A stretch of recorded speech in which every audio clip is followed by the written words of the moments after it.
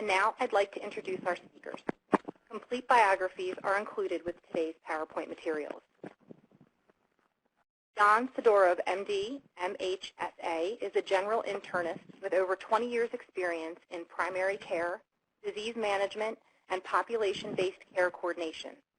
He has authored 40 peer-reviewed publications, one of which on the electronic health record. Was listed as most read by the prestigious health policy journal, Health Affairs. He is chair of the board of directors of NorCal Mutual Insurance Company. NorCal is one of the top 10 physician liability insurance carriers in the United States. Cynthia Stamer is nationally known for her nearly 25 years of work, publications, and presentations on employee benefit, healthcare, and human resource matters. Ms. Stamer is known and valued for her ability to draw upon her expansive knowledge of the complex tapestry of federal and state judicial precedent and statutory, regulatory, contracting, other laws, and industry operations to help payers, plan sponsors, and other employee benefit and insurance industry clients manage risk and achieve objectives. Panelists, the floor is yours. Good afternoon, everyone. Up on your screen, you see a little fine print of the disclaimer. Just like the government, we lawyers have to give a disclaimer, and so basically this just reminds you that this is an educational activity, and so you might need to look in the fine lines to be sure that if you want to be more aggressive than what we're speaking of today, you might be able to go further than what we say in this discussion, and also that this discussion is not attorney-client privilege. So I reserve the right to qualify things for my clients or you in the future if you happen to be more aggressive to the extent the law supports that, and also to just caution you if you ask questions not to share attorney-client privileged matters so that you're not undermining any potential interest that you might have as you ask your questions. Now, in the interest of time today, we're going to move quite quickly. I want to also alert you that we have given you quite a bit of content, but that we will not necessarily be reading all of these slides, and so if there are additional things that we need to have or covered that we may not read to you, commend to you the materials that we provided so that it will be a resource for you. And so as we go to that, I'm going to move to the next slide and just give you a brief overview of the big picture. Now, many of us with all the time approaching are familiar with this, but remember that the goal here was to set up an alternative marketplace that was originally styled in the statute as something called exchanges that would provide essential health benefits. And there's a second concept that comes up that goes to the concept in the tax code, which on the shared responsibility payments, which is a mechanism which, if you don't enroll in coverage that's offered either through the exchanges or through an employer or private market, is a penalty. One applies to employers called the employer shared responsibility payment, and then the other one applies to individuals. Then in addition to that, there are tax credits for incentives for certain individuals. There's a small employer incentive for employers of less than 100 through the exchange. There's non-discrimination rules, there's mandate rules, and there's other market reforms. The mandates are largely encompassed in what they call the market reform rules. Some apply to only insured plans, some apply only to insured plans, government plans, and association MEWA plans of a certain small size. Other apply to all plans, and another distinction that goes through these is also the distinction between grandfathered and non-grandfathered plans, which has had a lot of media coverage. Now, the market reform mandates cover individual and group health insurance coverage other than accepted benefit plans. So if you have an insured plan, or if you're a government plan is treated as an insured plan, then the basic core component that is rolling in this year is that all of those plans generally must provide essential health coverage, which is this minimum mandated benefit list, unless it's an accepted benefit plan, which is a very narrowly drawn explain. And as a practical matter, that mandate applies to all insured plans offered in the marketplace, whether they're offered through an exchange or not. So there's a lot of discussion about private exchanges or buying things off of the exchange. all group health plans, all individual health insurance coverage is required to comply with that requirement unless it's an accepted benefit plan. The other concept that runs as a theme, though, is the concept of minimum essential coverage, and that is a tax code concept that goes to both whether you qualify for the premium tax subsidies if you're low enough income, and also whether the employer or an individual, when they talk about their shared responsibility, has or offers the coverage that's required to avoid paying penalties. And so the two terms are not interchangeable, but the way this plays out for employers is that the pay or play penalties don't become relevant, or the minimum essential coverage requirement is really only applicable if they buy insurance coverage, if they're a multiple employer welfare arrangement, if they are participating in an association plan, or if they're a government employer. Now, with those things in mind, I have a little chart in here that I'm not going to cover with you in detail, but I just reference it for you as a useful sort of quick rule of thumb of the overall consequences of things that come into play. And you can see that there's distinctions in terms of size and the like. It doesn't necessarily make a distinction from a grandfathered versus a non-grandfathered plan because the tax rules generally don't apply or distinguish much between grandfathered and non-grandfathered plans. And so it gives you kind of a quick thumbnail of what's the good, bad, and ugly depending on the different rule that you're likely to trigger based on size and based on the full-time employees, which transitions me to the first major topic area we have.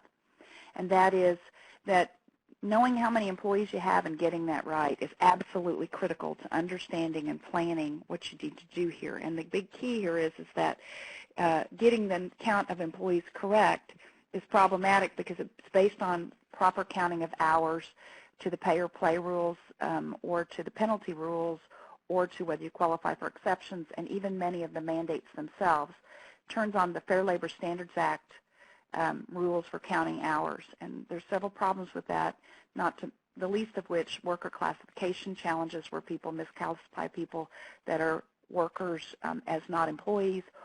The second would be that a lot of times employers don't keep track of hours for salaried or certain other workers and the like. And so one of the key elements in this whole process is to really clean up your record keeping and very precisely as possible track the hours of work that all of your employees work so that you can make the best possible use of these rules as they go forward if you're in a size that matters and that would turn on the size.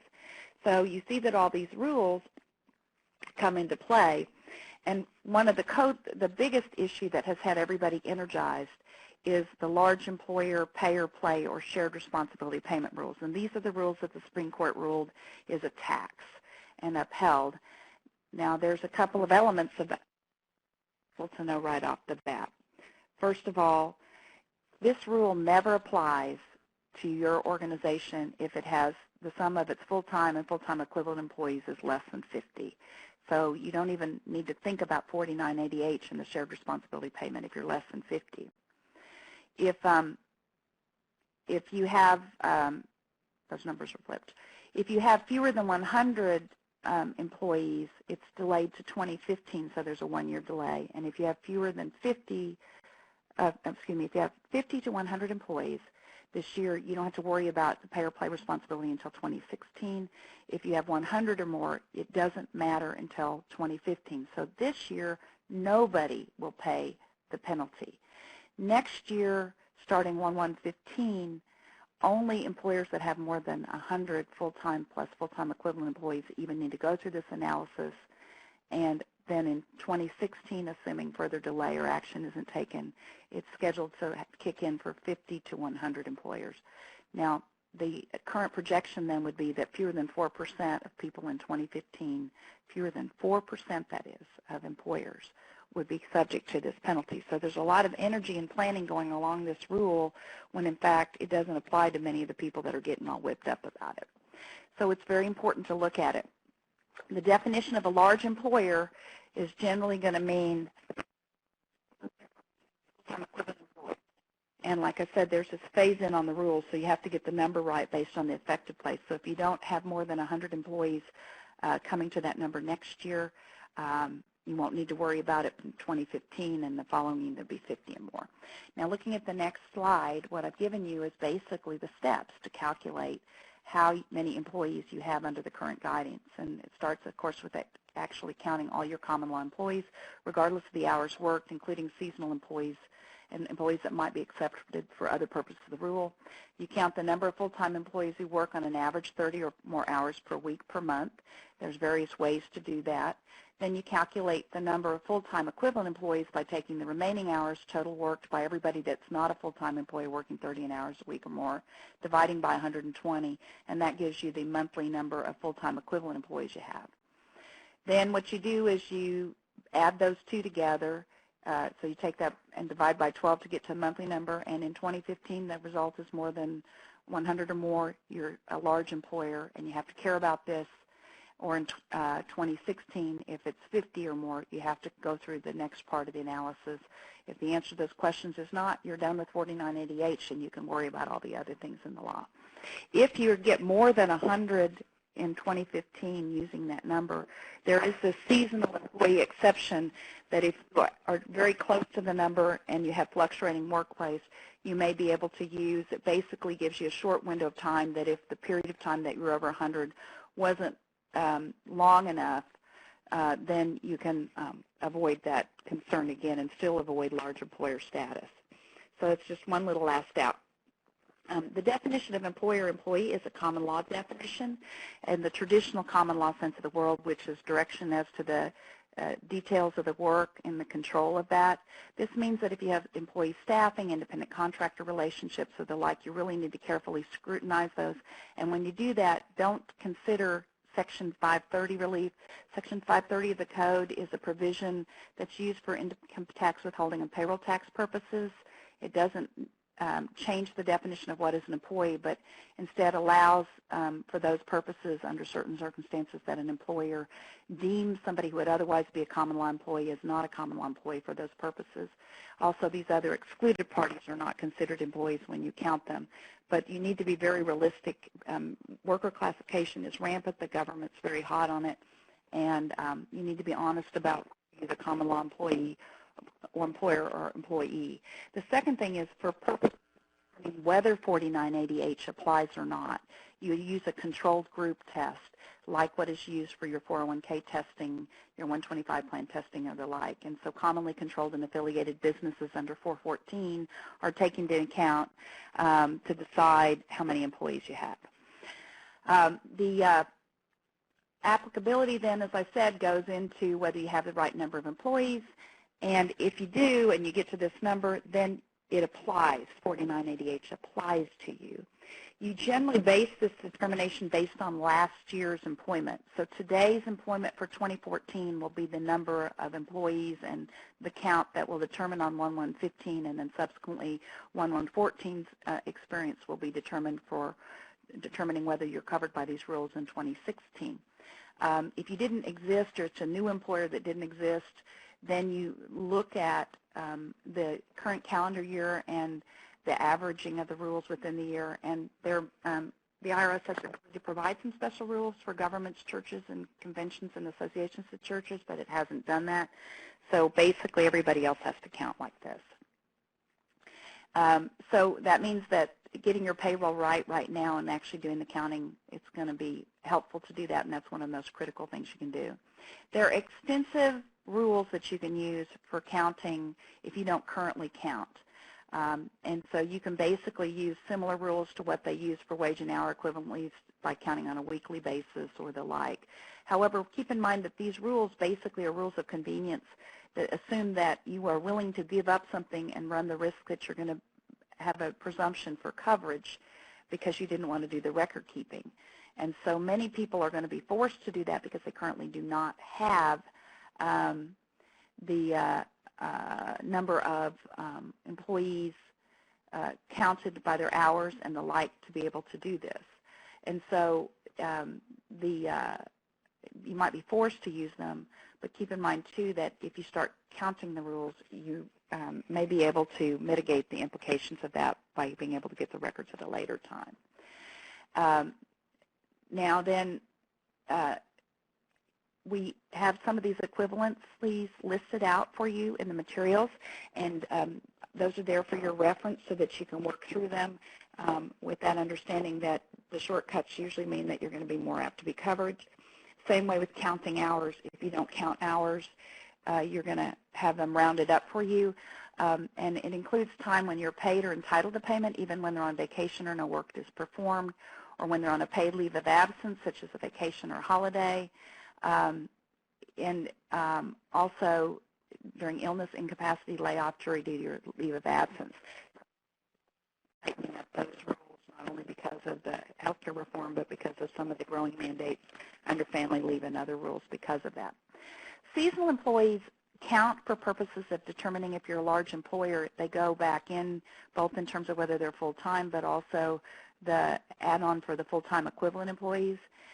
There isn't a really definition of seasonal employee permanently in the rules yet, but they look to seasonal worker, and you apply a good faith interpretation, and the regulations are rolling out or considering additional rules.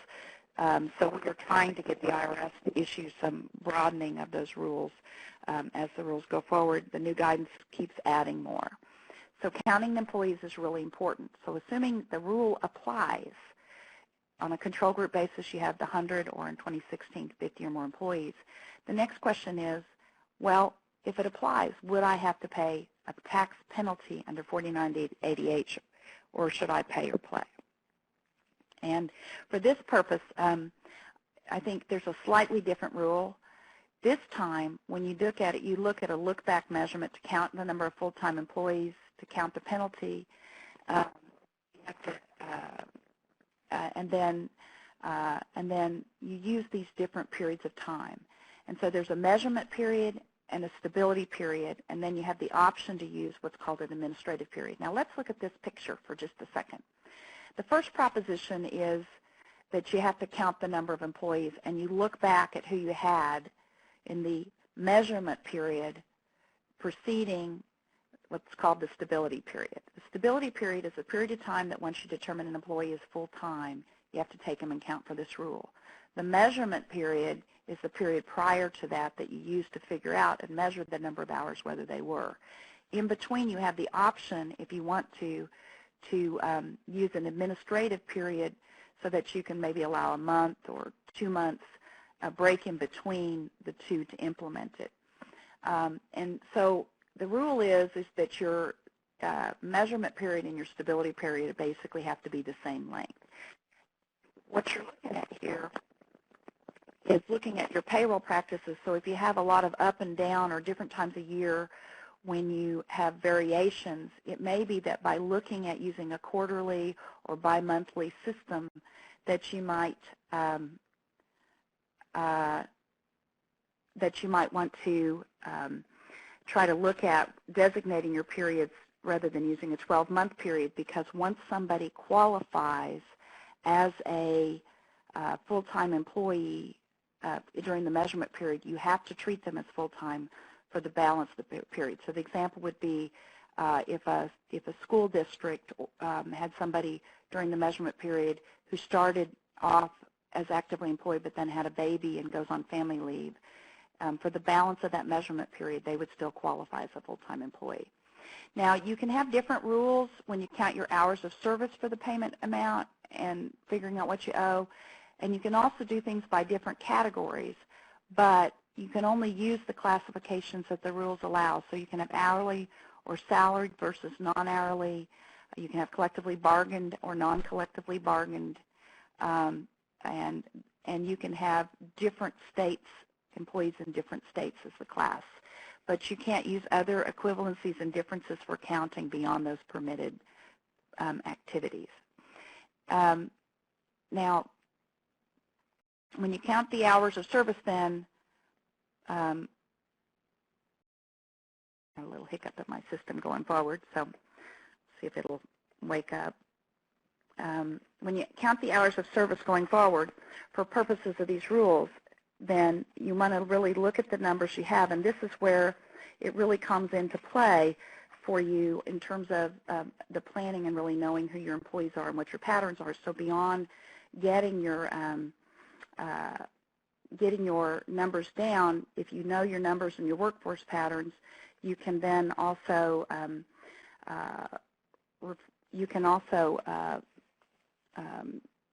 do some planning to see if you have the opportunity to address the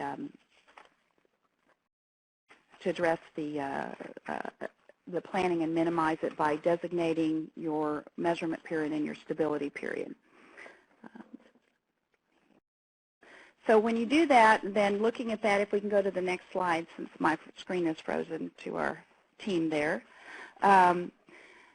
they can range, your measurement periods can, you can determine on a period of 3 to 12 months, so you're looking at 3 to 12 months, but when you do that, if you use a period of like 3 months, you can't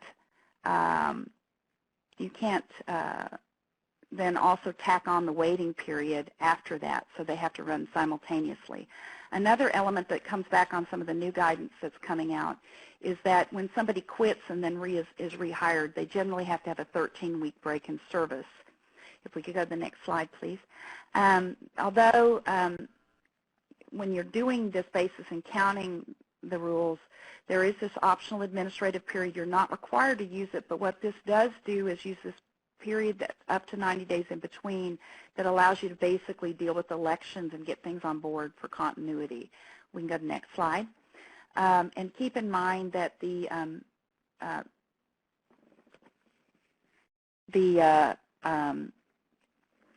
difference here is that while you do the test for purposes of determining whether 4980H applies on a control group basis, the penalties are determining whether you have to pay the tax is determined by company basis. So if you've had to add up your people to do that for purposes of determining the coverage of the 4980H rules, it doesn't automatically mean that you're going to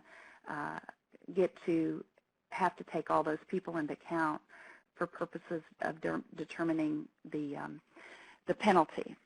So then looking to that, then the question is, once you know the numbers for this purpose, is to look at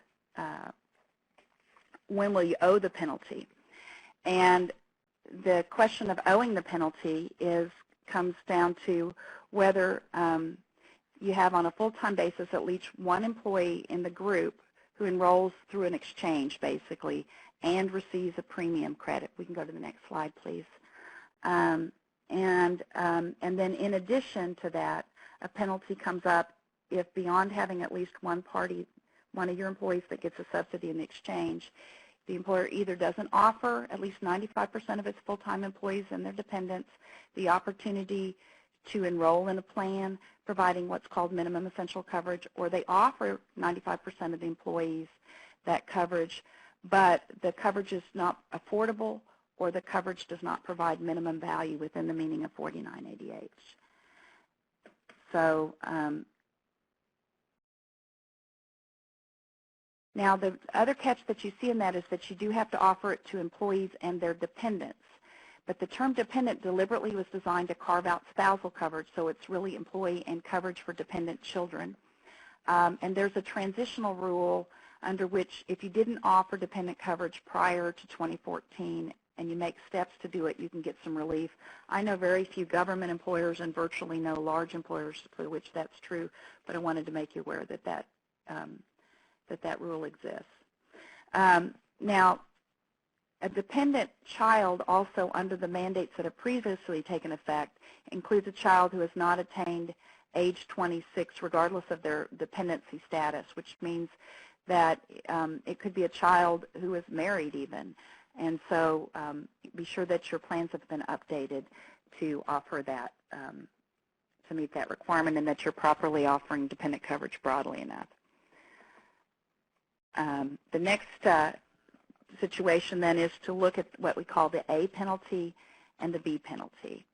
The A penalty is if you don't offer coverage at all, or the coverage you offer doesn't offer the minimum essential coverage. And in that case, the penalty basically is $165 a month or $2,000 a year. In the case of the 4980 H.B. penalty offer minimum coverage, but it's not minimum value, then, or it's not affordable, then the penalty is only calculated on the individuals who are actually enrolled in coverage through the exchange, so it can be a smaller number, and the amount per employee is $250. So you have to look at both of those to see what qualifies. So what's minimum essential coverage? Well, it depends on what the nature of the employer is and the nature of the coverage is. If you're an employer who is a government employer, then minimum essential coverage is going to be equivalent to essential health benefits because of the mandates for this purpose. And you're regulated by the H.H.S. rules rather than the ERISA rules and the IRS's rule for that standpoint, because that's what's mandated under the H.H.S. rules and made required for you to offer to have a compliant plan. If you're a private sector employer, minimum essential coverage is any group health coverage that's offered that is not accepted benefits. And so it raises this discussion that many of you may have seen in the Wall Street Journal and other places where we talk about this problem of a skinny plan or a preventive-only plan. But skinny plans offer very limited coverages. Some people might still try to call them mini-meds, but there are some other restrictions that we'll talk about later that makes mini-meds, irrespective of skinny plan language, problematic. But the idea of a skinny plan is you offer a very minimal coverage. Back in December of last year, or year before last, there was coverage in the Wall Street Journal where people were only offering what they called the mandated preventive benefits under the Affordable Care Act and other mandates, so sometimes they're called mandate-only plans. There are some concerns about these, not the least of which is as recently as 2 weeks ago, speaking with the lead regulators, they said they haven't made their mind up about whether they're permitted or not. But the idea about a skinny plan is it's a way to get past the A penalty. And so you need to be cautious that that can be a problem if you have a lot of low-paid workers, because they may still opt into the exchange because you're not offering a minimum value affordable plan. To mitigate that, a lot of people consider offering the skinny plan as an alternative to a plan that otherwise qualifies as minimum value affordable coverage, and so that's another option. But as noticed in these slides, there's some discrimination rules that might raise a concern for that as well. So the notion is if you're going to do a skinny plan, you probably need to get the specific advice of counsel experienced in these areas to make sure you understand what those rules are. Now, minimum value and affordability beyond the minimum essential coverage rules are what decides whether the penalty, which penalty applies. So if you offer minimum essential coverage, which is virtually anything, then the question of which rule you apply to determine the premium is minimum value and affordability. Those are the next tests. And so on minimum value, just to finish up that concept, accepted benefits is a very, very limited concept.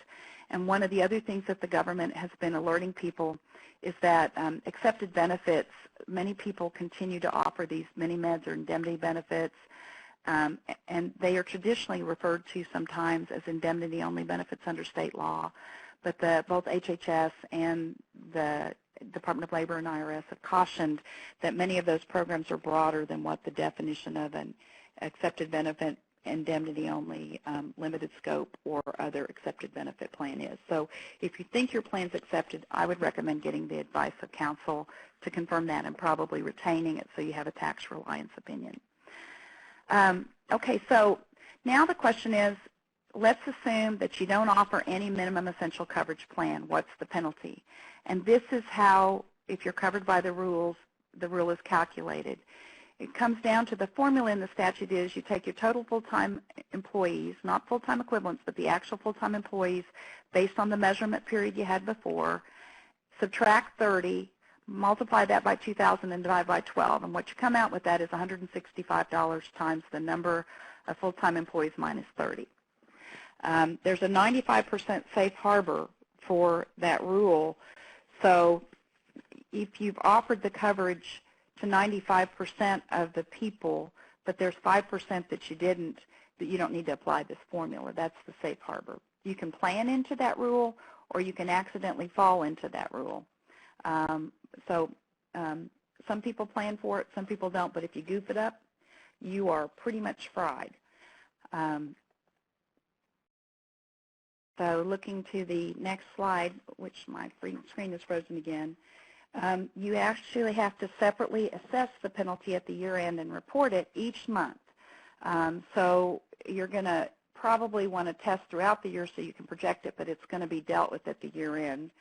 And so you're going to do a month-by-month assessment and then have a certification that you'll receive back called a 1411 certification, and that's how you'll know whether you have at least one employee covered by the exchange and receiving a subsidy, is that they'll send you a piece of paper telling you that. So imagine all the paperwork or other notifications that that would come into play. So I'm still frozen, so I'm going to ask to go to the next slide. And to make this work, you also have to offer an effective opportunity to elect or decline to enroll in coverage to at least 95% of your full-time employees and their dependents, or 5 times, or if it's more, 5% of your full-time employees. So the next slide would be you can go to the next slide. If you're not offering coverage unless you offer coverage on each day of the month, except for a partial month when the employee terminates. And so there's a whole host of rules about whether you've offered that coverage. If we could go to the next slide, please. Sorry, I'm stuck. So the next thing would be the B penalty, because once you know whether you've offered minimum essential coverage, the question now becomes whether the coverage that you've offered is meets the minimum value and affordable test to take you out of the A penalty and into the B penalty. And the B penalty, as you can see, is calculated. It comes out to $250 a month times the number of actual subsidized full-time employees. So you don't need to, when you consider a subsidized full-time employee, you don't count full-time employees in the first couple of months of employees and certain variable hour employees.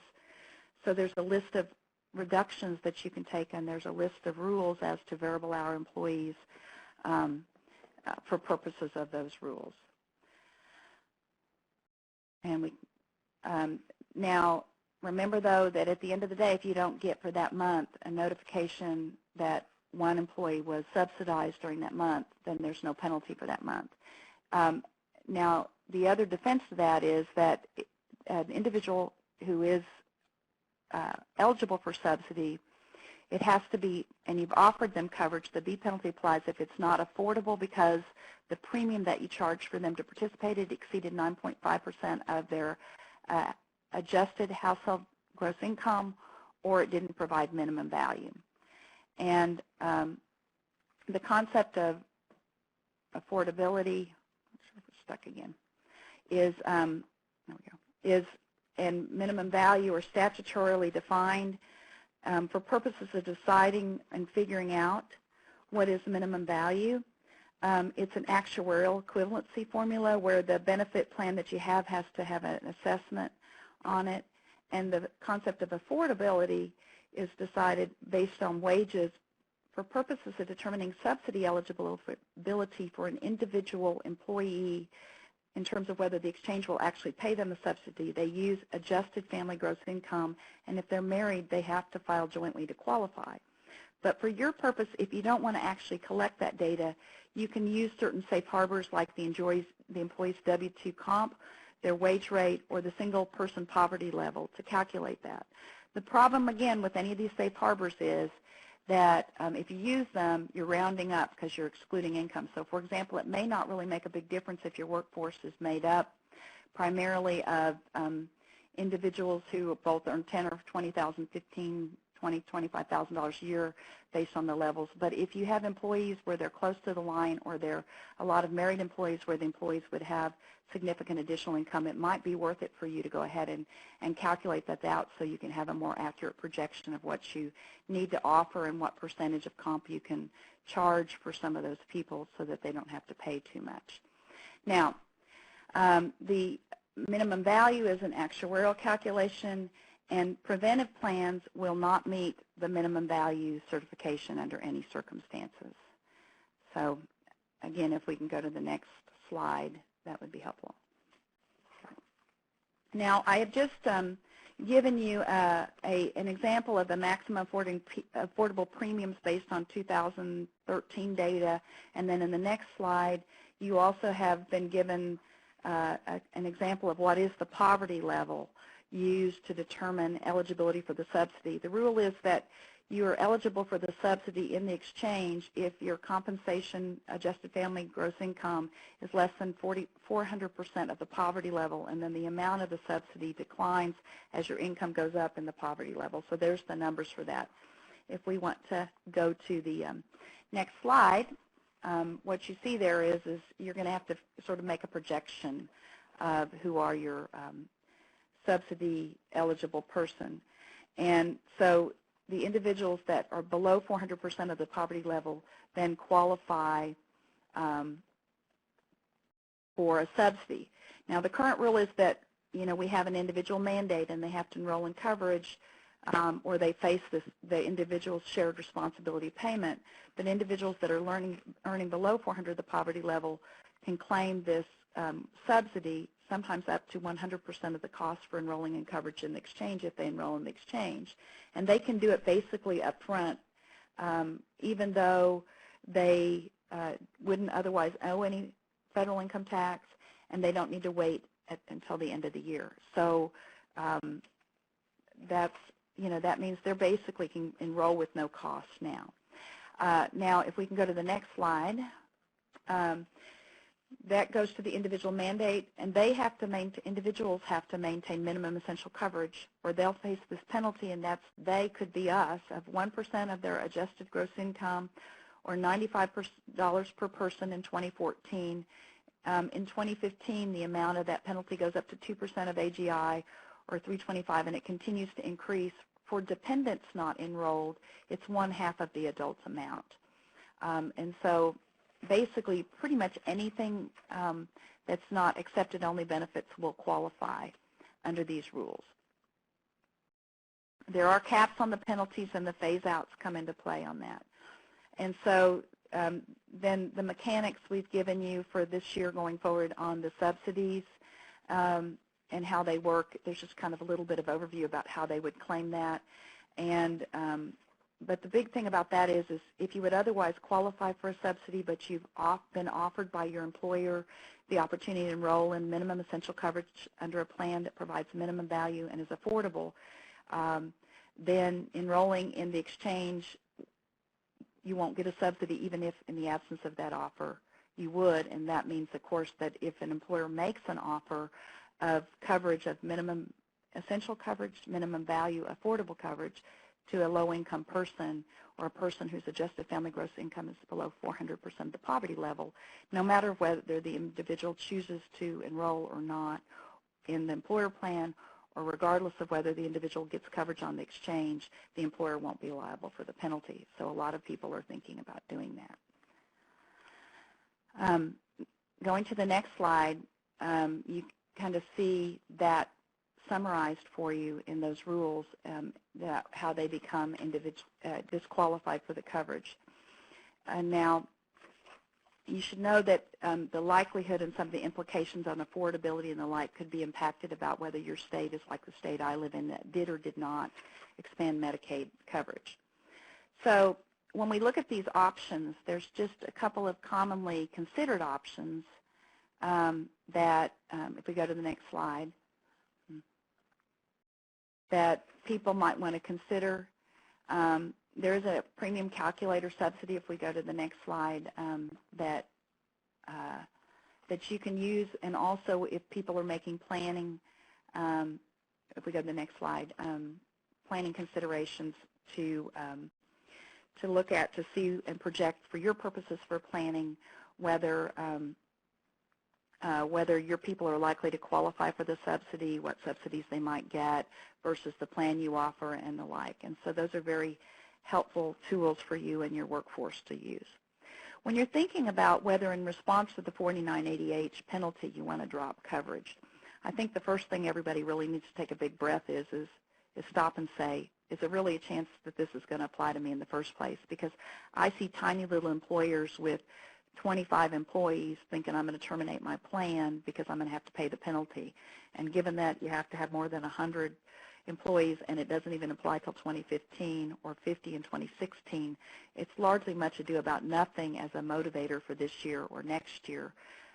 It's more the counting of the employee for all of the purposes of ACA, not just this. But I think when you look at this, the thing you should weigh is the cost of employer coverage versus the cost of the penalty. And I think when you look at that, if the only reason is cost, it's kind of a no-brainer to cancel your plan, but you still see a lot of people not doing that. I think another thing that comes up is what's best for your employees in certain situations, even where the penalty doesn't apply. Many small employers in particular have decided to drop coverage because the government can provide coverage through the exchange through the individual enrollment cheaper than what they can provide it, and the coverage they get is richer than what the employer can provide. Remember that the employer loses the deduction, so it's taxable wages unless you replace it with something else. There may be market competition things. The employees also, when they pay for coverage on the exchange or outside of the employer workforce, do it on an after-tax basis. And also you can look at the composition of your workforce and how it might impact your costs when you figure the two things. And the current coverage is provided in the group's coverage, both in terms of how it works on market competitiveness as well as how it works in terms of the non-discrimination rules applicable to your plan. So then if you look at some of the alternatives, I've given you a list of things to think about. You can monitor the hours to make sure that you're not covering people that are really part-time because you didn't keep good hours. You can not provide any coverage and let the employees get it on the exchange and then decide whether you want to provide a benefit that would be more valuable to them. You could offer the minimum essential coverage and then pay the penalty for some people who are subsidy eligible. Just be cautious about if you're doing something for low-income people, though, and then offering something that is either utilized greater by high-income people or that you're going to offer a different plan, that there are these non-discrimination rules. So a little bit more detail about the risks of that, because that subsidy eligible calculation and the skinny plan option has been quite popular, so we've cautioned you about that. And if you are thinking about doing that and offering a skinny plan or a plan that only offers minimum essential coverage and not minimum value, be cautious about doing that because of the potential downside risks of the mini plan. And then if I could get the next slide, since my slide is still frozen, and then the next slide again. Then also there's some options for you in planning that, again, go to workforce restructuring, limiting hours, and outsource. But notice the cautionary note there that if you're reclassifying workers for this purposes, you're really reclassifying for wage and hour purposes. And also you need to be careful if the only true reason that you're doing this is to deny the benefits or work for the benefits. You need to be careful about the possibility of interference with protected rights under ERISA. So get counsel on the possible ERISA 510 liability that could apply for that. We go to the next slide. Another thing that can help, it doesn't get you out of all the rules, but many people are shifting to, is if you're not already self-insured, you might want to consider being self-insured rather than buying group health insurance coverage, because the mandates are richer under a insured plan, as we've discussed, because of the state market reforms, and also because certain fees and design opportunities are available to self-insured plans. There's more of a PCORI fee, which is the assessment for the quality. But the problem with this also is that if you're a governmental employer, or if you're required as a government contractor or some other mandate that you be insured, if you have multiple employer welfare arrangement, these things will not be able to be self-insured. So be sure that if you are trying to use a self-insured plan, that you qualify to do that. So going to the next slide, I've given you sort of a highlight of some of the most significant pros and cons. Another final decision, if you're 100 or less or your state applies on the next slide, is to look at the SHOP program. The SHOP program is an arrangement where there's some preferential purchasing power for small businesses buying through the SHOP exchange, so you can buy coverage on the exchange with some preferences. There's a lot of misunderstanding. If your state has its own exchange, many of those exchanges have this program built within it. Under the federal exchange, there is an opportunity to buy coverage through the SHOP exchange, but the options for choice of insurer are much more restricted than what they were originally going to be counted on. So you're going to want to evaluate those options very carefully on your own. Now, one of the things I keep alluding to is don't goof up on the non-discrimination requirements. And the next slide that we're looking at and now talks about that both within light of the skinny plans again. And the reason for this is to look at the 125 cafeteria plan non-discrimination rules, the 105H historical rules for discriminatory self-insured health plans, and the newly added 2716 rule for fully insured discriminatory group health plans.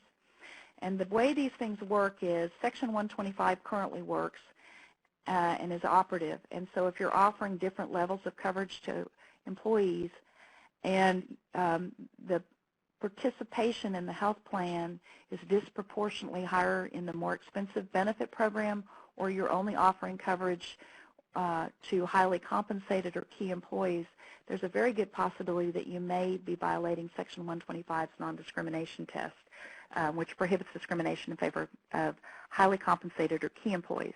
You need to test, you need to keep a copy of that test, and if the discrimination is going to favor those folks, the otherwise pre-tax contribution that would be paid by a highly compensated or key employee is required to be taxed. It doesn't qualify.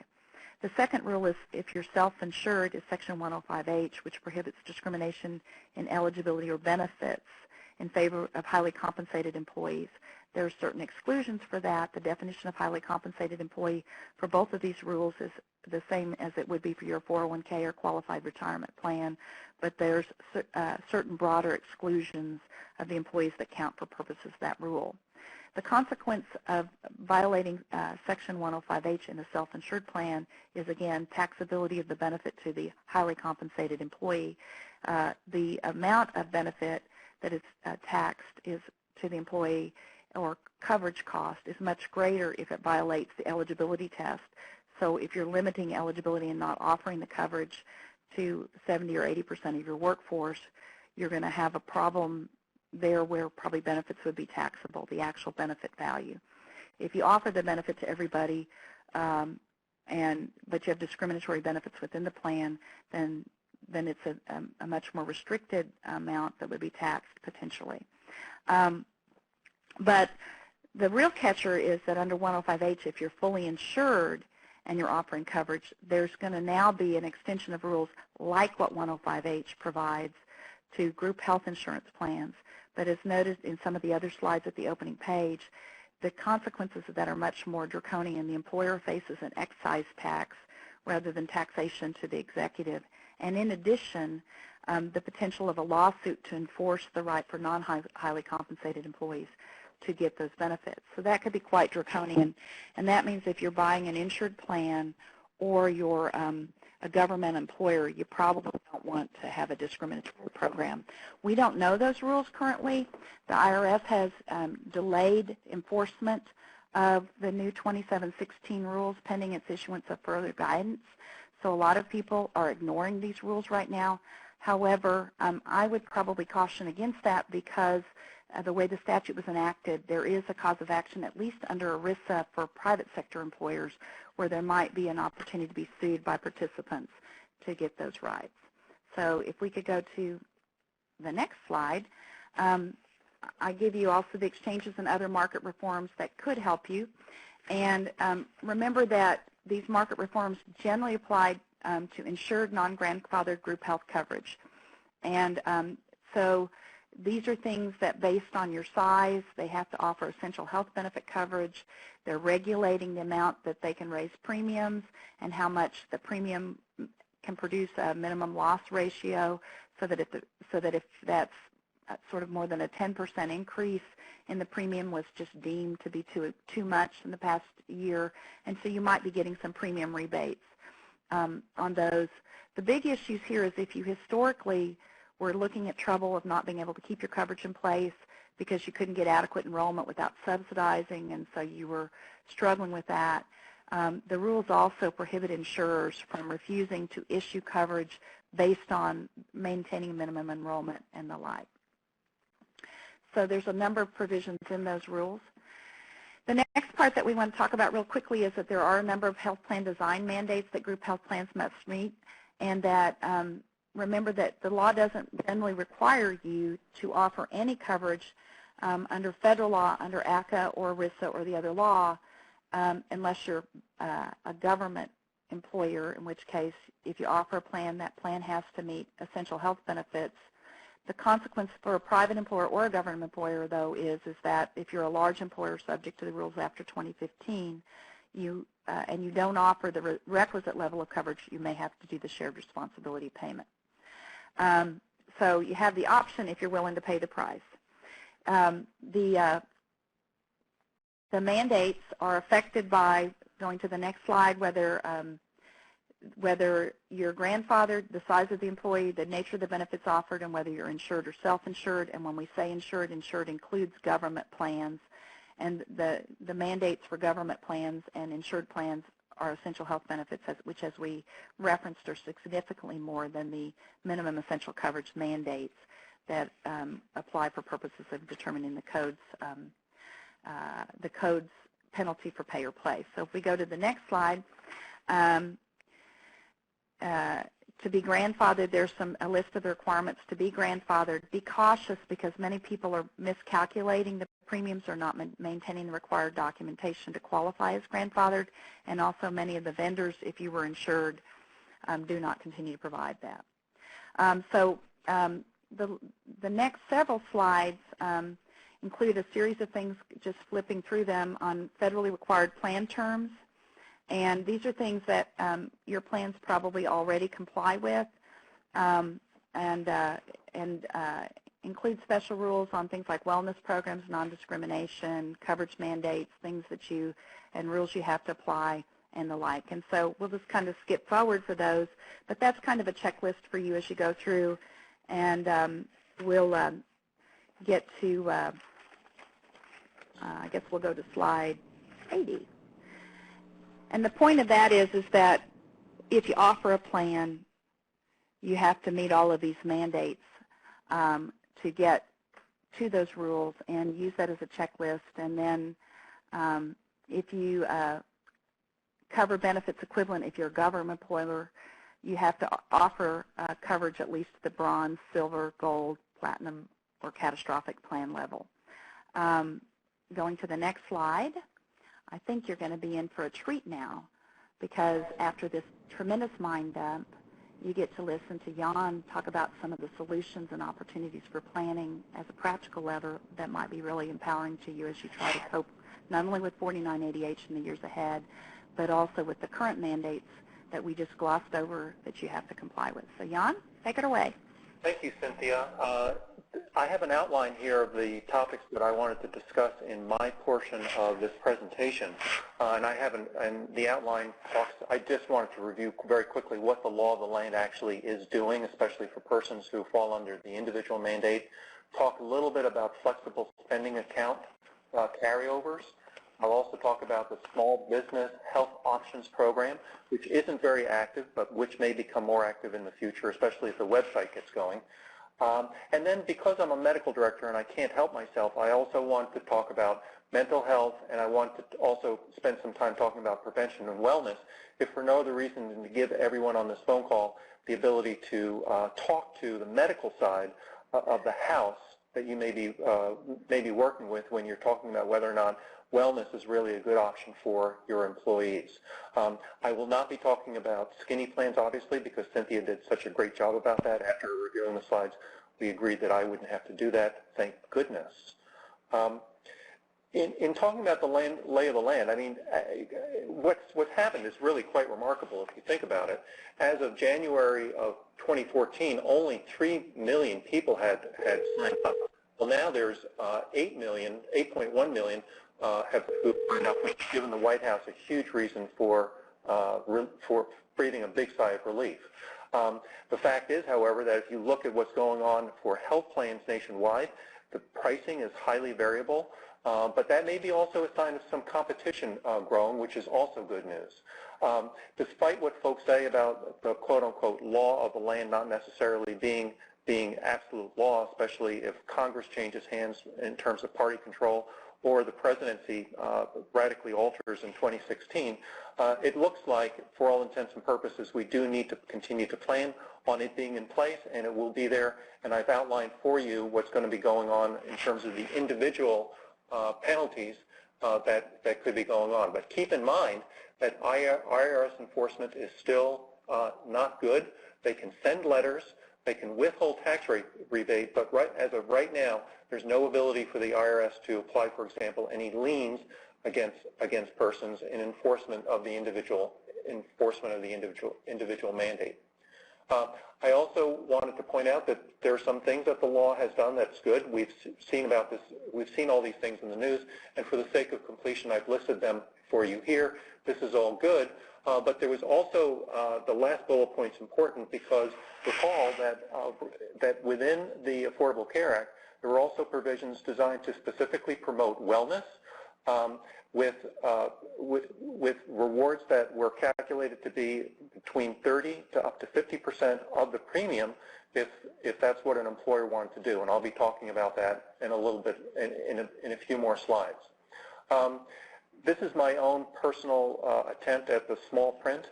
Keep in mind that many of the things that are going on is a function of what's appearing in the Federal Register, and whatever the merits of any particular regulation or law, the combined complexity and overlapping federal agencies that play a role in all this is enough to make employers, clinicians, and medical directors like myself very, very cautious about the best way forward. And it really is, and I'll echo what Cynthia said, it really is a good idea to talk to someone who has expertise in this, especially if you're intending to be more aggressive in applying this for your own clients.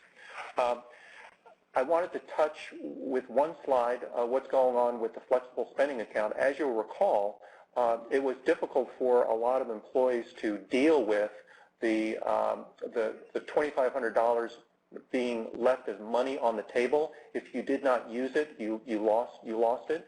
So what came along was the 2.5-month grace period. So you have until March of 2015 to continue to use that money if that's what you want to do. There is now a new $500 carryover option if employees want to do that. You do not have to offer to employees, but the bad news is that you can't have both. So you either have to have the $500 carryover option, or you have the 2.5-month grace period. If you transition from one to the other, you need to be aware that you may be dealing with claims run-out periods. You have to amend the plan. You have to give notice to your employees that that's what you're doing. Once again, another reason to consult with an expert if you're going to be transitioning from one to the other. One slide on the Small Business Health Options Program, SHOP. This was originally envisioned to act like an individual marketplace online for small businesses to use, originally designed for businesses with fewer or 50 full-time equivalents using the formula that Cynthia talked about. It is not available to single employers, and this includes me and my wife. You can't apply this to single individuals. It offers the same health benefits with bronze, silver, gold, and platinum levels. You don't have to offer dependent coverage. It must be offered to all employees who have 30 hours or more, and generally 70% must enroll. The problem with the S.H.A program is that the website is currently not functional. However, it is available by paper. I can tell you that what I've heard from many colleagues in the field is that this is not being used extensively, but with time, once the website gets going, and it's been promised sometime in the fall of 2014, we may see an uptick in the use of the S.H.A program. I wanted to talk a little bit about mental health. Many people don't necessarily realize this, but the next time you're in a physician's office, you may want to take a look around, because there are statistics that say up to 20% of the persons in an average doctor's office waiting room have depression. 9% of the workforce has important anxiety, and the prevalence of binge drinking among Americans is as high as 17%. For these reasons, it's been generally recognized both clinically and in federal statute that treatment of mental illness may not save money, but it's a comparatively good deal, especially when you look at all the other things that we spend money on. And you may recall the Mental Health Parity and Addiction Equity Act, which doesn't necessarily require employers to provide mental health or substance abuse disorder benefits, but if you're going to offer it, and if you are an employer with more than 50 persons, you have to cover it at the same level of benefit as all the other benefits. And that includes co-pays, insurance, out-of-pocket maximums, inpatient and outpatient limits, etc. The Affordable Care Act extended that and required small group and individual insured plans to comply with the parity requirements. And the health plans that are offered through the marketplaces have to include that. A controversial provision to be certain, but something which extended, in my view, already existing law. I want to touch very quickly on cafeteria plans. As you recall, that they're called Section 125 plans, named after the Internal Revenue Code that allows employees to buy health insurance using pre-tax dollars. Employers are allowed to choose between different types of benefits, and at a minimum, you have to choose among one taxable benefit, like cash, and one qualified benefit, like insurance, and both can be excluded from gross income. But you should be aware that a relatively new section of the regulations now prohibits using tax-preferred reimbursement of employees for any standalone individual health plan, including the ones that are purchased on the exchanges. So it's not as though these employers, under these kinds of circumstances, can use pre-tax dollars and say to their employers, okay, go ahead, go forth and go out and buy your insurance through the individual marketplace. I wanted to speak a little bit about prevention. There's an argument out there that wellness in the worksite results in lower claims expense, higher quality of care, and the like, and that can extend anything from just having a one afternoon per year where everyone's getting flu shots to, the provision of fitness facilities and everything in between. There have been some criticisms about that. There are penalties for persons who do not meet goals, and it can be tough to whip a workforce, and go after them because they're not doing a good job of controlling their cholesterol, their diabetes, their blood pressure, or the obesity. And there is some good data that suggests that kind of activity can have a disparate income on persons who are in the lower paid strata of the socioeconomic ladder. They have a higher burden of disease, and they're less able to afford the penalties. And the question ultimately is, does this type of thing save money? Well, enter the Affordable Care Act.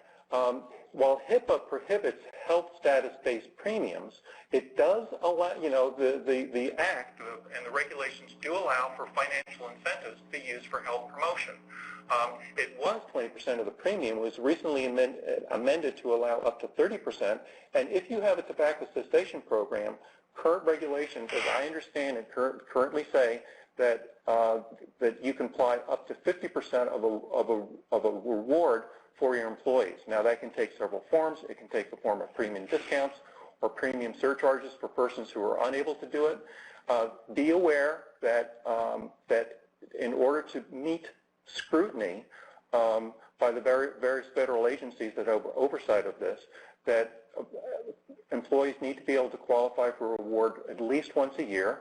There must be a reasonable chance of success, and also be aware that state rules vary considerably. You should also be aware that the Equal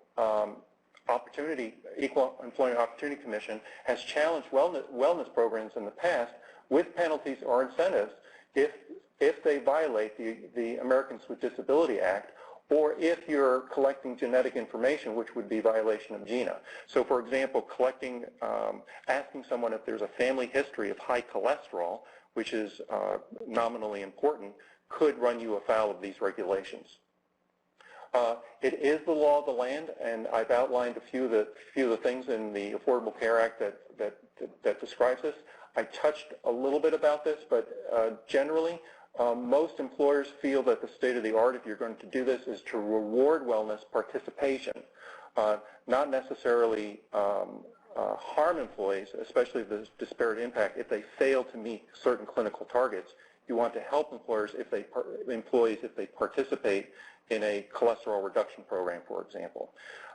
You should be aware that there's an argument out there that says that for every dollar you invest in wellness, you get $3 back in both direct and indirect returns that can be reflected in either lower claims expense, which is important if you're self-insured, or as well as indirect costs in terms of reduced absenteeism and reduced presenteeism. But there is good literature about that, which has been reviewed, by scientists who know what they're doing. There are multiple dimensions to wellness, of course, but if you're going to do it, there's lots of reasons. There are lots of ways to do it. You want to offer benefits to help defray costs. You want to provide reasonable timeframes to your employees for participation. It's not like you can just do this within 1 month's time. Generally, you want to shield persons from changes in their monthly premiums. Be aware that you should do this in a culturally competent kind of way, and include persons with disabilities. Keep that in mind, so you stay away from allegations from the EEOC. Remain vigilant for unintended discrimination, and have a virtuous cycle of continuous improvement. Measure what you did, find out whether or not it was successful, and if it wasn't, adapt and try something else. This is a very busy slide, and I won't go through it other than to point out that it's a good reference, it's a good reminder that not everything that we do in the name of patient care ultimately saves money. This is a list of things that are good things to do for patients, but they ultimately cost money. The difference is that they're a relatively good deal for the dollar. In other words, you get a lot of bang for your buck. It's a description of value. Be aware of the criticism about wellness. Every time you bump into a doctor like me, you may increase low-value testing and increase costs. You may ask me, a doctor like me, to think, uh-oh, I want to bring this person back, and that can drive up healthcare costs. Incentives can worsen disparities. There is criticism that there isn't absolutely good, solid evidence that all wellness programs necessarily work well. And if you Google the RAND study and wellness, very quickly on the first page you'll find a very, very good reference in my estimation that describes the state of the art when it comes to wellness, and it's something to read if you're going to be considering wellness in your work site. There's criticisms that wellness does not necessarily, quote, bend the curve, unquote, when it comes to total healthcare costs. It can bend healthcare costs for some individuals. And then last but not least, it's also very vulnerable to allegations of violations of privacy, which is something to keep in mind. The Health Insurance Portable and Accountability Act of 1996, or HIPAA, made violations of personal privacy on personally identifiable health information, something that the feds, if you will, take very, very seriously. Any compromise of the security of privacy of protected health information is very, very serious. And if it happens, you must notify all affected individuals by mail and by email within 60 days. If it's more than 500 persons, you must alert the local media, and in all instances, you must alert the Office for Civil Rights in M.H.S.A, who are charged with enforcing this. So as you're conducting wellness programs and as you're collecting information, if there is personal information, names, social security numbers, birth dates, and the like attached to that, you need to keep that under lock and key. You need to keep it very, very secure. And my advice to you is to encrypt it under all circumstances. If you don't, you may be wrapped up in this particular slide, which shows the increasing rate of enforcement actions by the OCR. If you're going to do this to your employees, keep in mind that employees are also very interested in having their access to their personal information. It's ironic. My personal belief is that the threat from the electronic health record is greater, but that's for a different talk someday. Ultimately, if you do a good job of engendering employee trust and have a good organizational culture, wellness and all the privacy concerns that go with it will ultimately succeed. And I believe that's my last slide. And Cynthia, I will hand it back over to you in the time that we have left. Well, I appreciate that, and I really appreciate also Jaan's discussion about the privacy rules, and just a reminder that the privacy rules themselves have changed in the last year. The final regulations were published after amendments that were made under the, quote, stimulus bill or ARA amendments, and September 23rd was the deadline for increasing the safeguards and getting new business associate agreements in place for your health plans. Remember, too, that employers have an obligation to certify and to protect the information in order to get information back and forth, and the health plans have to restrict employer access to that information. In this area of wellness, it's not only important for the credibility of the program and for getting participation that you engender that trust, but it's absolutely critical with the penalties and the requirements that the safeguards be set up correctly and that the arrangements properly protect the use, access, and disclosure of the information. There have been multi-million-dollar penalties, and the Office of Civil Rights promises more. So we'll want to be careful about making sure those privacy concerns as well as the wellness concerns are well received. In the same way, the EEOC on the wellness program is also, as Jaan mentioned, quite aggressive. And one of the only decision that I'm aware of to date, the Broward County decision, where the EEOC actually went through litigation and a judgment was made, upheld the employer's plan based on the fact that there was evidence of cost savings using a defense available in the in the Americans with Disabilities Act, specifically applicable to health plans. And one of the things that you may want to talk to your counsel and your consultants about is capturing that information up front so that you can use that in the event of an EEOC challenge. So there's always lots of things to be worried about and do. And I'm still having problems with my slide advancing, but we'll see if it catches us up. So that if you're worried about those concerns, I would certainly encourage you to just capture that data. Almost anybody using a wellness program. Now, for the next 5 minutes or so, I just want to touch on one other nitpicky little situation that you're going to have to deal with, and that is notices and reporting required under the Affordable Care Act.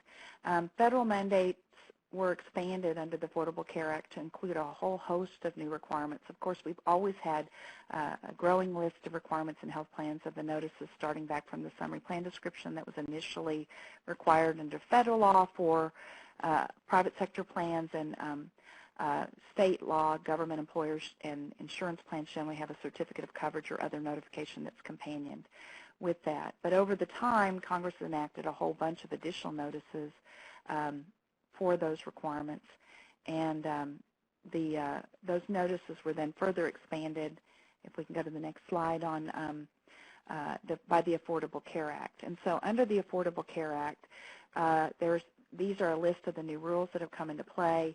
The most significant of those on the notices are the Fair Labor Standards Act, Section 18B exchange notice, the original one of which was due under the delayed deadline in October. The Summary Benefits and Communications requirement, which is a document, the content of which is specifically mandated in content, and that's been in place now for a couple years. A requirement that if you're going to amend your plan, that you give 60 days advance notice of a material change. there's detailed notification requirements that I bet Jaan and his team have to deal with when they're administering claims under the plan, and these requirements include the original rules that have been applicable under ERISA or your state laws, but then under the Affordable Care Act, non-grandfathered plans have a whole host of specific requirements, including internal claims and independent review requirements for non-grandfathered plans, and the content for notices on those has been substantially changed and expanded. I'm on a program on Thursday with the Department of Labor who's talking about health plan audits, and they are emphasizing that they are specifically looking at compliance with those requirements, including the content on notices. And so there's also specific requirements on COBRA and pre-existing conditions and other things like that have been expanded. And then the requirement that runs through all of those is that your notifications need to meet these standards of culturally and linguistically appropriate. And the guidance has been out for those a couple years, but it certainly makes the process of having to get through those requirements more cumbersome and more time-consuming and more expensive for us.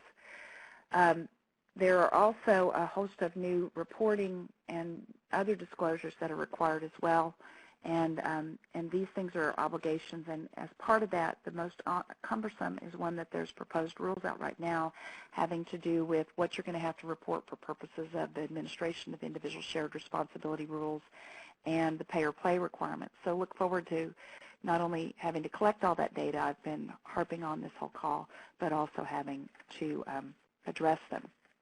Now, we want to save some time because I know we see a series of questions that have come up in these rules, but I do want to tell you about some of the highlights of what the remaining materials in the presentation are for you. The 18B notice and other communications that are mandated, if we want to go to the next slide, for the Affordable Care Act or other existing law generally are subject under ERISA as well as companion state law to obligations to be careful about what you say and work prudently in doing that. The Supreme Court in a case called Parity versus M.H.S.A. basically gave a affirmation to what gives a basis for what I call a Miranda warning. What you say can and will be used against you. So in general, plan communications, even notices that are mandated by law, are generally fiduciary acts unless there's no discretion in what you say, and the majority of these notices have some level of discretion, and so you have to exercise it prudently. I may have been less clear about the whole notion of value for the dollar. There's actually, I just want to make sure that everyone is aware of what I was talking about. It is possible to launch certain healthcare interventions that ultimately do save money, and the best example of that is vaccination, particularly of children and older adults. So, for example, flu shots cost X amount of dollars, but the downstream healthcare costs that you avoid as a result of giving a flu shot have been repeatedly demonstrated to be far greater than the cost of vaccinating the entire population. That is less true for some other healthcare interventions that we take for granted as being ultimately cost-saving. And the best example I can think of, just off the top of my head, is the tobacco cessation program. It turns out that if you look at the prevalence of tobacco cessation in any insured population, which is anywhere, let's say 10 to 15% depending, exposing everyone to a tobacco cessation enrollment endeavor, and then focusing on that 10 to 15% with one-on-one counseling, which isn't cheap, along with pharmaceutical coverage, nicotine replacement therapy, as well as other certain prescription drugs that everyone sees on TV, that when you roll up all those costs over the course of a year or two or even 5 years, the cost of the tobacco cessation program in aggregate costs more than the amount of dollars that were saved downstream in the claims expenses that you follow. And that's also true if you look at tobacco-related diseases. There are several reasons for this. Tobacco cessation, the ravages of tobacco cessation is something that slowly damages the body over the course of 20 to 30 years, so that by the time someone actually does stop smoking, you can nihilistically argue that the damage is already done. There's also an observation that most people who smoke in the course of 1 year to the next actually do get away with it, and they don't bump into a doctor as frequently. So, Jaan, and I think one of the things that I think that makes the point is when you spend your dollars, you want to spend them in the place that makes the biggest bang for the buck then, and really seek advice for that, because a lot of wellness dollars are spent in the wrong place. Exactly. It's not I think that the lesson to be learned when it comes to wellness is that while there are downstream reductions in healthcare costs, each individual component of a wellness program, including, for example, tobacco cessation, isn't necessarily a no-brainer. You have to be very careful about what programs you want to include and which ones you don't include. The second message to keep in mind is that just because you don't save money doesn't necessarily mean it isn't a good thing to do, that there's still health benefits to be achieved by it. It's just that if you're looking for reductions in healthcare costs in terms of your claims profile, you're not necessarily going to see it. All right, so there's a difference between disease management and wellness in terms of the investment and the like, and that's what's really great about having the access to somebody like Jaan. I apologize for the technical problem we had in the drop-off, but I just want to, and Jaan, I'd like to stay on this discussion and go to, and not interrupt it, other than to say that what I was saying in terms of the notices and things is there are some notices in reporting, and that you want to be careful and accurate. And the materials that are in the remainder of your handout talk about the 3 most significant ones, and it gives you the reminder that you want to be careful in how you communicate.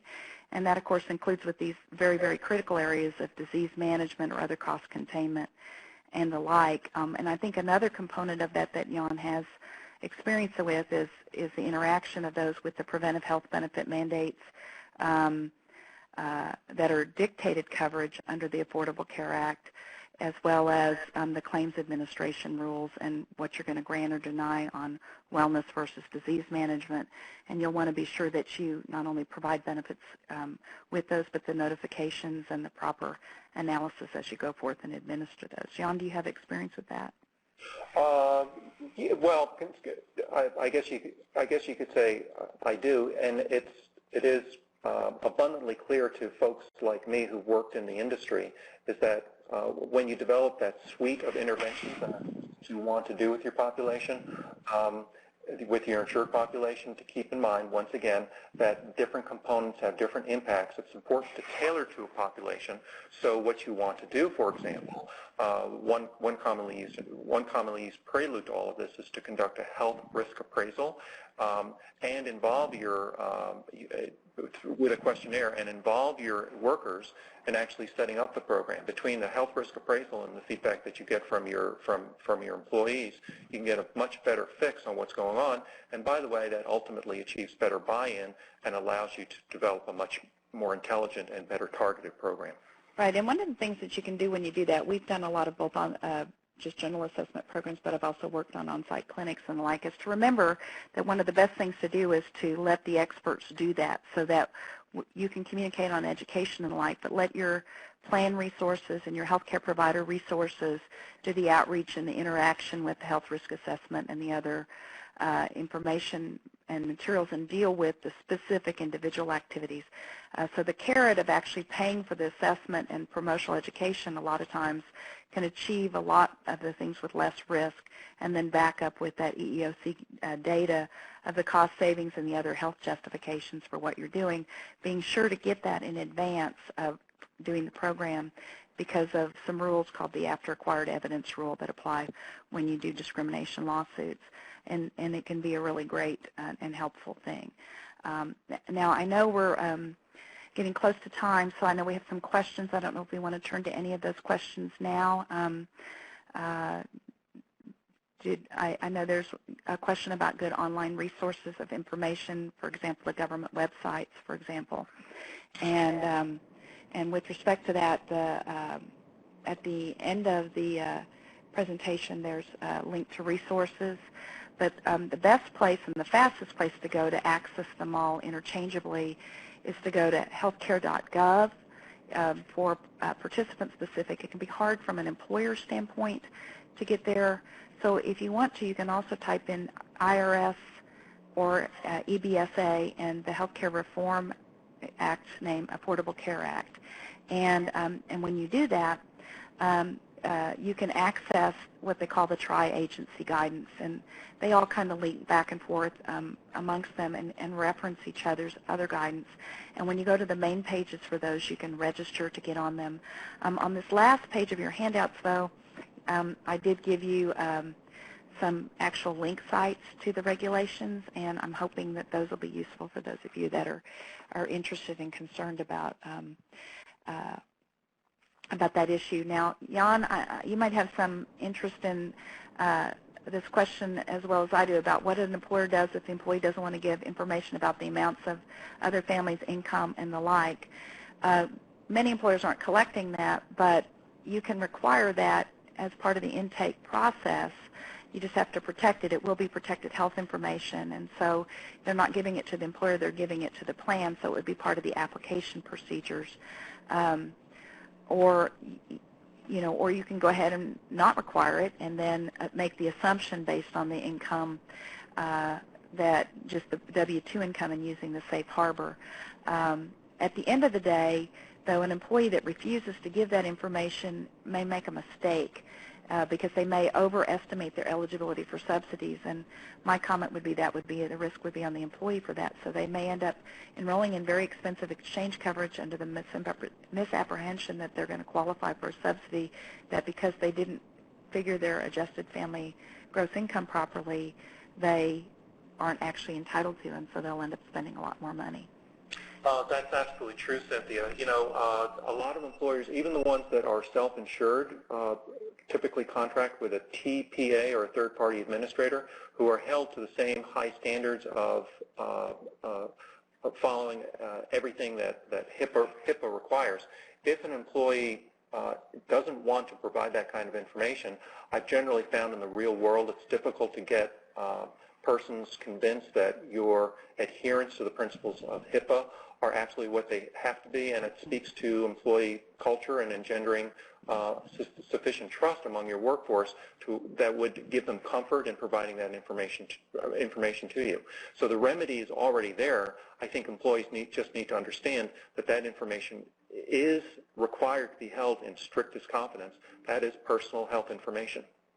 Absolutely, and Jaan's reference with the third-party administrators and the insurance companies, a lot of times you can really help that trust by having fiduciary contracts with your third-party vendors and letting people other than the employer be the plan. In other words, promoting the distinction between the plan as a legal entity and the employer as a legal entity, where the employer helps to contribute and sponsors the plan but doesn't take ownership in a way that looks like it's administering it any more than it has to.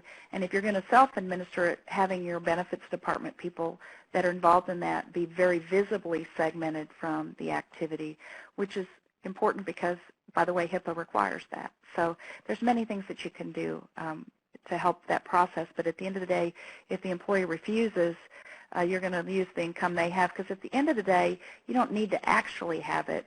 It just helps for your planning purposes to know what their amount of their income is. So you're in a safe harbor of using the W-2 income or one of the other safe harbors. You can rely on that. I'd probably adopt a rule to that. Now, another question we had is whether the law requires employers to identify themselves to the government if they're in violation of the law. And yes, not only for many of the violations, not only of the Affordable Care Act, but also some of the other reforms enacted over the last years, from COBRA to mental health parity, there's a code provision called 6039D, which requires that the employer self-identify its own violations, self-assess its own tax, and self-pay it. So, what that bodes to is the real need to ask the question and conduct compliance reviews and self-identify early, because those penalties are waivable or reducible through self-correction and prompt action, but also they get worse if the IRS finds it for you. So that's a problem. And we have a very patient questioner asking a question about a public school district employee that has paraprofessionals like teacher's aides that work basically less than 8 hours a day on a school day in session, and the school year runs a special number of weeks. And there are both rules about how you calculate these people, the hours and treatment of these folks for purposes whether they're full-time or part-time, as well as special rules for different categories. I have to confess that I cannot remember if they've actually adopted the school district rule, but I know that when I've talked to Mark Avery and Stephen and some of the others at the service that they've considered it, so I know they have at least been requested and are considering the proposal for some special rules under the seasonal treatment for school districts and the like. The particulars of this rule is probably requires more time than what we have today, but I guess what I would say about this is if they go up and down in hours and there's a seasonal pattern and you don't meet the seasonal employee exception, then try looking at using a 3-month measurement period and 3 months stabilization period and see if it either mitigates the problem or reduces it, keeping in mind that if you had somebody that becomes full-time and then drops back down, that there has to be a 13-week break for them to be considered a new employee. And some of the school districts also have people terminate or not in the summer based on employee election, and that makes a difference as well. So for our questioner on that, I'm going to say that the school district planning is quite specific, but the places you look are look for a transitional rule or a special rule that the IRS may issue, because I know they're thinking about it, and then also look at, if not, designating your standard and measurement periods to see if you can mitigate that problem. Let's see, did we have any other questions? I think we're at our end. Cynthia, thank you so much. On behalf of LexisNexis, I would like to thank both Cynthia and Jaan for an outstanding program today.